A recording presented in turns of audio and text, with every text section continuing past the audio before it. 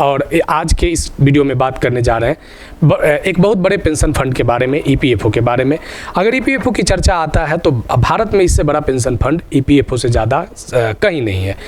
EPFO में सबसे ज़्यादा अगर बात करें तो कर्मचारी भी इम्प्लाई हैं, लगभग यहाँ पे करोड़ों की संख्या में कर्मचारी इम्प्लाई है ईपीएफओ में। अब यहाँ पे ईपीएफओ में इतने बेहतर फंड के बाद भी पेंशन फंड से रिलेटेड जब बातों पे चर्चा आता है तो ईपीएफओ के एम्प्लॉइयों को निराशा हाथ लगता है। और जब आप ईपीएफओ की बात कर रहे हैं तो यहाँ पे केवल जो भी बातें इनके पेंशन की वृद्धि से जब चर्चा में आता है तो वह केवल एक शगुफा जैसा सुनने को मिलता है।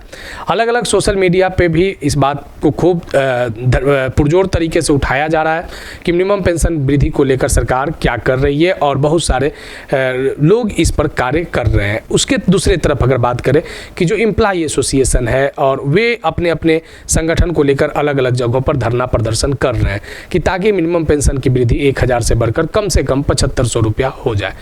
और इसी चीज़ का इस वीडियो में हम बात करेंगे कि जो तर्क पार्लियामेंट्री स्टैंडिंग कमेटी में जो आया है उस तर्क का क्या बेनिफिट्स मिलेगा और किस तरीके से इसका लाभ मिलेगा, इस वीडियो में हम लोग चर्चा करेंगे।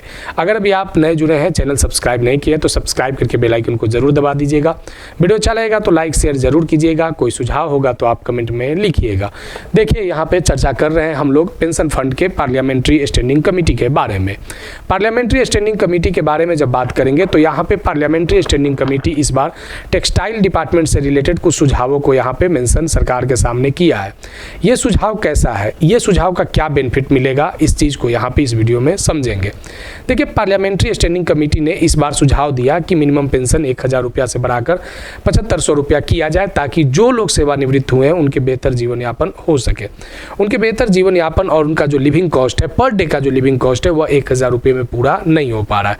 बहुत सारे ऐसे तर्क दिए गए जो आपके प्रैक्टिकल लाइफ में चल रहा है। अब बताइए कि 1000 में आपकी रसोई घर का, आपके किचन का एक सिलेंडर नहीं आ रहा है और आपको बस वही पेंशन दिया जा रहा है। यानी आपके जीवन यापन कैसे चलेगा, एक बेहतर भविष्य कैसे होगा, ये सभी बातों पर बेहतर तरीके से अपने सेंटेंस में पार्लियामेंट्री स्टैंडिंग कमेटी ने सरकार को सुझाव दिया है। अब यहाँ पे जो हर बार लोकसभा हो, राज्यसभा हो, माननीय सांसद चाहे वो रूलिंग पार्टी के रहे हो या अपोजिशन के रहे हो, सवाल उठाएं कि मिनिमम पेंशन में बढ़ोतरी हो। लेकिन अब जब ये प्रश्न किया जाता है तो सरकार का एक अपना जवाब आता है, वही नपातुला जवाब कि हम बजटीय अनुदान दे रहे हैं। और ये बजटीय अनुदान की जब बात आता है तो इस बजटीय अनुदान से मात्र कर्मचारियों को 1000 रुपया मासिक पेंशन बन रहा है। अब बताइए कि ये बजटीय अनुदान क्या कर्मचारियों के हित में है? तो अगर कर्मचारियों से पूछा जाएगा तो वे तो एकदम बिल्कुल कह देंगे कि बिल्कुल नहीं है, क्योंकि उनको तो इससे बेनिफिट मिल नहीं रहा है। यानी यहाँ पे पार्लियामेंट्री स्टैंडिंग कमेटी ने एक तथ्य को और दिया कि आप बजटीय अनुदान को ही बढ़ाइए। बजटीय अनुदान को जब तक आप नहीं बढ़ाएंगे तब तक मिनिमम पेंशन में वृद्धि नहीं हो पाएगा। ऐसे इस बार सभी तर्क को सरकार के सामने दे दिए गए हैं जो आपके मिनिमम पेंशन की वृद्धि को लेकर संभव दिख रहा है कि अब 1000 से बढ़कर 7500 रुपया आपके मिनिमम पेंशन हो जाएंगे। अगर ऐसा होता है तो एक बड़ी संख्या में ईपीएफओ जो होल्डर हैं, जो संगठित क्षेत्र में वर्षों तक काम किए हैं, जो सेवानिवृत्त हो गए हैं, उनको एक बेहतर लाभ मिल सकता है, क्योंकि लंबे संघर्ष कर रहे हैं, 12-14 सालों से ये कंटिन्यू अपने डिमांड को कर रहे हैं। अलग अलग न्यायालयों में भी इससे रिलेटेड वाद दायर है, लेकिन अभी तक किसी भी प्रकार का एम्प्लॉइयों के फेवर में कोई इस तरीके का पॉजिटिव संदेश नहीं मिलता है। केवल अलग अलग मीडिया प्लेटफॉर्म पे भी ये बातों का चर्चा होता है। लेकिन इस बार जो हमने कहा कि हो सकता है कि जिस तरीके के टेक्सटाइल डिपार्टमेंट के स्टैंडिंग कमेटी ने जो बातों को रखा है, तथ्यपरक बातों को रखा है, इससे सरकार कुछ एक बेहतर निर्णय ले सके।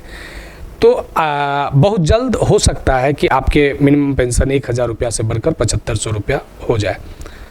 वीडियो कैसा लगा है ज़रूर बताइएगा कमेंट में। अगर अच्छा लगा है तो ज़रूर आप लाइक करके, ईपीएफओ संबंधित होगा तो आप सुझाव लिखिएगा। नए जुड़े हैं तो चैनल को जरूर सब्सक्राइब करके बेल आइकन को दबा दीजिएगा। लाइक शेयर ज़रूर कीजिएगा ताकि ज़्यादा से ज़्यादा लोगों के पास इस तरीके के बातों को ईपीएफओ जो होल्डर है उन लोगों के पास ये बात जा सके, क्योंकि यहाँ पे कुछ पार्लियामेंट्री स्टैंडिंग कमेटी में आपके लिए कुछ अच्छा डिमांड हुआ है। मिलेंगे आगे हम फिर नेक्स्ट वीडियो नेक्स्ट टॉपिक में। धन्यवाद।